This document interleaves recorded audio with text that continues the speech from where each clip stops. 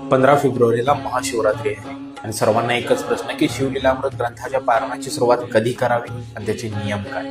यावर्षी योगायोग बघा, बरोबर 9 फेब्रुवारीला सोमवारी आपल्याला पारायणाची सुरुवात करावी लागते. म्हणजे 15 तारखेला म्हणजेच महाशिवरात्रीच्या दिवशी आपलं पारायण पूर्ण होतं.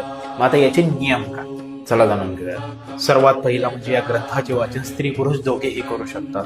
दुसरं, या ग्रंथामध्ये एकूण 14 अध्याय आहेत आणि आपल्याला दररोज यातील 2च अध्याय वाचायचे आहेत. तिसरं, या ग्रंथाचे वाचन आपल्याला हळू आवाजात करायचे आहे, पण मनातल्या मनात नाही. चौथं, जितकं होईल तितकं या ग्रंथाचं वाचन पहाटे किंवा सकाळच्या वेळीच करावं.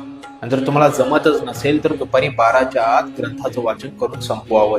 पाचवं, पारायणाच्या काळात सात्विक आहार घ्यावा. कांदा, लसूण, मद्य, मांस यांना स्पर्शही करू नये. सहावं, पहिल्या दिवशीही संकल्प करावा, हे महादेवा माझ्याकडून हे पारायण तुम्ही करून घ्या. त्यामुळे हा व्हिडिओ आता सेव्ह करून ठेवा. सातवं, दररोज वाचनाच्या अगोदर ओम नमः शिवाय किंवा सांब सदाशिव या मंत्राचा 108 वेळा जप करावा. आठवं आणि सर्वात महत्वाचं, समाप्तीच्या दिवशीही महाआरती आणि महानैवेद्य करावा. त्यामध्ये प्रामुख्याने पुरणाची पोळी आणि दही भात असावा.